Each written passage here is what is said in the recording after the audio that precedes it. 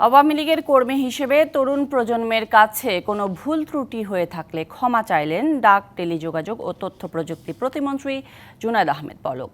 বিকেলে নাটোরে নিজ বাসভবনে জাতীয় শোক দিবস উপলক্ষে সিংড়া উপজেলা আওয়ামী লীগের উদ্যোগে আলোচনা সভা, দোয়া ও মোনাজাত অনুষ্ঠানে এ ক্ষমা প্রার্থনা করেন তিনি।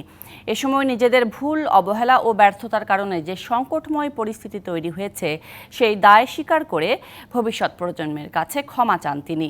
অশুভ চক্রান্তকারীরা সন্ত্রাস এবং হত্যাকাণ্ডে মেতে উঠেছে জানিয়ে পলক আরও বলেন, ছাত্রছাত্রী ও কিশোর কিশোরীদের সাথে যে দূরত্ব ও ভুল বোঝাবুঝির সৃষ্টি হয়েছে সেটা দূর করার উদ্যোগ নিতে হবে।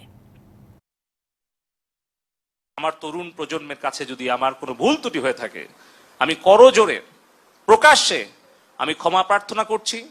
এবং এই ইন্টারনেট ব্যাহত হওয়া, এই সোশ্যাল মিডিয়ার গুজব প্রতিরোধে ব্যর্থ হওয়া, এই সকল কিছু দায় এবং দায়িত্ব, ব্যর্থতা আমি নিজের কাঁধে তুলে নিচ্ছি এবং যে কোনো সিদ্ধান্ত আমি মেনে নেওয়ার জন্য আবারও প্রতিশ্রুতি আমি সকলের সামনে দিচ্ছি।